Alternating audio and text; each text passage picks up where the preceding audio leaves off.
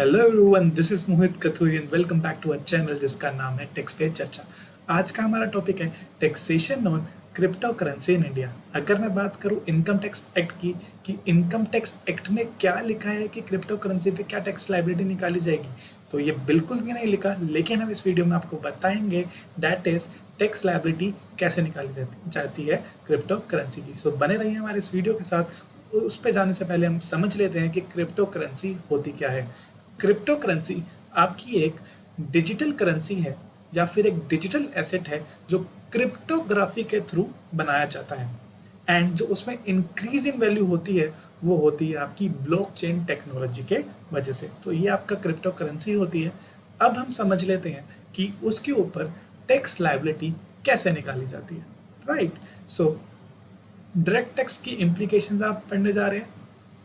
आज हम direct tax की इम्प्लीकेशंस इसमें पढ़ेंगे। राइट, सो सबसे पहले अगर मैं बात करूं क्या डायरेक्ट टैक्सेशन जो लॉज है इंडिया के अंदर, क्या उसके अंदर बताया गया है कि क्रिप्टो करेंसी पे आप ऐसे टैक्स निकालेंगे? The answer is no. There is no clear regulations have been elaborated in the law. But जब जिम्मा चार्टर्ड अकाउंटेंट्स के ऊपर आया दैट इज कि आप इस पे टैक्स कैसे निकालोगे, इनकम तो आप कमा रहे हो। अब क्लाइंट मतलब चिंटू आया रोते रोते और चार्टर्ड अकाउंटेंट को कहने लगा, सर मैंने इतना प्रॉफिट कमाया है, इस पे टैक्स देना था। और चार्टर्ड अकाउंटेंट ने उसको शाबाशी दी कि हमें ऐसे ही टैक्स पेयर चाहिए इंडिया के अंदर। सो फिर उसने सोचा क्रिप्टो करेंसी एक मेरे लिए एसेट है। राइट, और लॉ में इसको कहीं पे भी क्लियरली डिफाइन नहीं किया गया। तो चार्टर्ड अकाउंटेंट ने इसको अज्यूम किया just like it is a gold और jewellery which can be exchanged with money. That is अगर आप गोल्ड को बेचते हो, राइट, तो उसके अगेंस्ट आपको क्या मिलता है? पैसा मिलता है। ऐसे ही अगर आप बिटकॉइन बेचोगे तो उसके अगेंस्ट आपको क्या मिलेगा? पैसा मिलेगा। तो चार्टर्ड अकाउंटेंट इन प्रैक्टिस और जो हमारे चार्टर्ड अकाउंटेंट्स हैं इन्होंने उसको कैपिटल एसेट ट्रीट किया एंड उसको गोल्ड एंड ज्वेलरी की तरह ट्रीट किया। अब सवाल उठता है कि इस पे सर पीरियड ऑफ होल्डिंग क्या होती है? जो गोल्ड और ज्वेलरी के लिए ली गई दैट इज 3 ईयर्स, है ना। और अगर 3 ईयर्स से के ज़्यादा होल्ड करता है तो वो लॉन्ग टर्म कैपिटल एसेट होता है और उस पर लॉन्ग टर्म कैपिटल गेन का टैक्स लगता है। और अगर वो 3 साल से कम होता है तो वो शॉर्ट टर्म कैपिटल एसेट होता है एंड उस पर क्या लगेगा? शॉर्ट टर्म कैपिटल गेन का टैक्स लायबिलिटी। सो अब आपके सामने इलस्ट्रेशन लेकर आया हूं मैं। Number 1 illustration is short term capital gain की।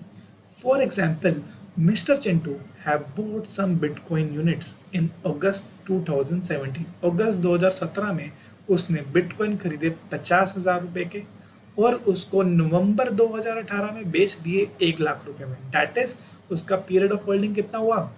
3 साल से कम। तो therefore it is a short term capital asset and short term capital gain.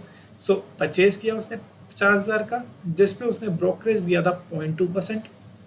वो लेस वो परचेज प्राइस में आपका ऐड हो जाएगा एंड सेलिंग प्राइस में भी उसने ब्रोकरेज दिया जो सेलिंग प्राइस से लेस हो जाता है। राइट, तो जो आपका कैपिटल गेन आ जाएगा 49,700 आएगा इस केस में and it will be taxable as short term capital gain. और शॉर्ट टर्म कैपिटल गेन आपका नॉर्मल स्लैब रेट्स पे टैक्सेबल होता है।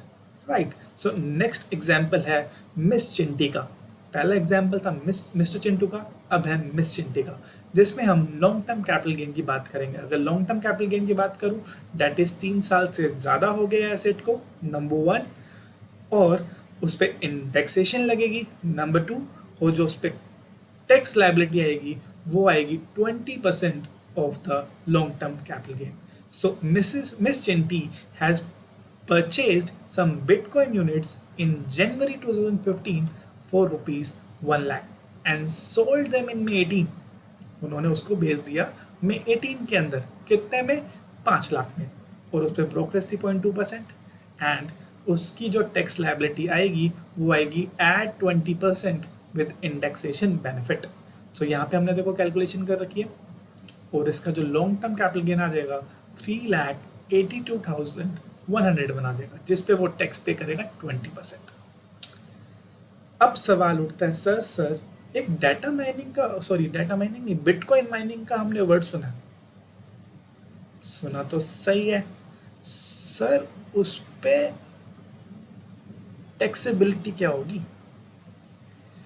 बेटा वो आपका एसेट नहीं ट्रीट किया जाता, जितना भी आप डाटा माइनिंग के थ्रू कमाते हैं ना, वो आपका income under the head other sources में टैक्सेबल होता है। सर मैंने कहा हाँ सर, ये डाटा माइनिंग होती क्या है? डाटा माइनिंग अगर आपको समझना है पूरा प्रोसेस, तो आप इस वीडियो पे एटलीस्ट 25 लाइक्स दे दीजिएगा। पूरा डाटा माइनिंग पे वीडियो आपको बना के दे देंगे, लेकिन उसका ग्लिम्स जरूर दे देता हूँ आपको। दैट इज डाटा माइनिंग सबसे ज़्यादा जो होती है वो चाइना के अंदर होती है। जितनी भी डाटा माइनिंग से इनकम कमाई जाती है, 65% से ज़्यादा वो कमाई जाती है चाइना के अंदर। नंबर 1। इंडिया में बिटकॉइन माइनिंग नहीं होती क्या? मैंने अगर डाटा माइनिंग कह दिया तो उसको please consider as bitcoin mining. अगर बिटकॉइन माइनिंग इंडिया में क्यों नहीं होती? होती है, मैं मना नहीं कर रहा, बट जो यहाँ पे होती है ना, उसकी कॉस्टिंग ज़्यादा होती है। बिटकॉइन माइनिंग के लिए बेसिकली आपको इलेक्ट्रिसिटी कॉस्ट बहुत इनकर होती है, राइट? तो जो इलेक्ट्रिसिटी की कॉस्ट है इंडिया में चाइना के मुकाबले, वो डबल कॉस्ट है। तो देयरफॉर प्रॉफिटेबिलिटी नहीं है इंडिया के अंदर डाटा माइनिंग बिटकॉइन माइनिंग करने का। तो देयरफॉर इंडिया वाले बहुत रेयरली करते हैं। अगर कोई इनकम कमाता है इंडिया के अंदर बिटकॉइन माइनिंग से, तो वो होगा taxable under the head other sources, right? So thanks for watching this video. Stay updated, stay home and get vaccinated as soon as possible. और इस चैनल को सब्सक्राइब करना बिल्कुल मत भूलिए, और इस वीडियो को लाइक एंड शेयर जरूर कीजिएगा। Thank you so much for watching.